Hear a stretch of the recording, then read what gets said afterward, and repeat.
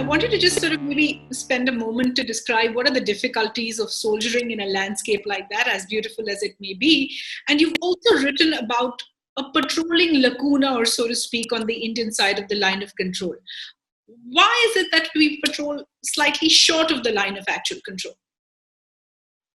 Oh, well, that's a very good question. And its genesis lies in the 1962 war, when India sort of got a real beating in the Tawang sector of Arunachal Pradesh, and it lost in the Walong sector as well.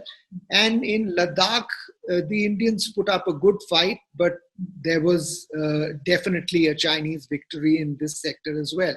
Now, after the 1962 war, there was this great fear of again aggravating the Chinese to the extent that they again march into India. So we all withdrew a good 20 kilometers from the border, from the line of actual control, and said we will not even patrol to that area because, the Chinese might get aggravated, the Chinese might get inflamed, and we'll have another war on our hands. So that was the status quo for many years. And then in the mid-1970s, the government set up a group called the China Study Group.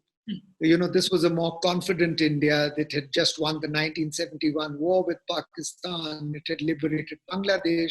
So now there was a sense of, listen, we can go up further, closer to the border. So the China Study Group laid down what was called a limit of patrolling, a limit beyond which Indian troops would not go. It was a little short of the line of actual control to be safe. And based on that limit of patrolling, or LOP, the Indian Army laid down the patrol routes that would be followed by patrols, and each of these patrol routes would go to a patrolling point, which is a little way short of the line of actual control in most places, and in some places it actually goes all the way up to the line of actual control. So these are these famous PP14, PP15 that we're reading about right now. They are the patrolling points. And when we say, for example, that China is at PP14, and then in the same breath say, no, they are not on Indian territory, you're contradicting yourself, because this is a PP14 is an Indian patrolling point laid down by the military itself. So there's a dichotomy in what it is. So that's the background to this whole thing, Anubha. This initial wish not to alienate China, and now a sort of a very structured patrolling environment which governs the thing and makes sure that there are no incursions into Chinese territory. Just a quick clarification. So it would seem that the Chinese side has obviously taken advantage of sort of this patrolling lacuna, number one. And what was happening on the Chinese side? Were the Chinese patrolling right up till their perception of the LAC? Yes, the Chinese are patrolling all the way up to their perception of the LAC.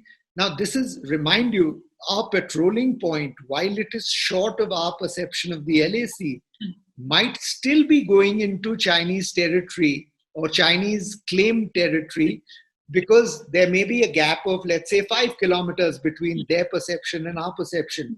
But we are going only 1 kilometer short of our perception. So we are still going 4 kilometers into China's perception.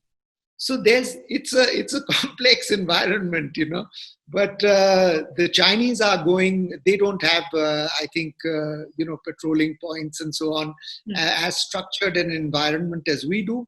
What is more is that they come in having built fantastic infrastructure, a good road network.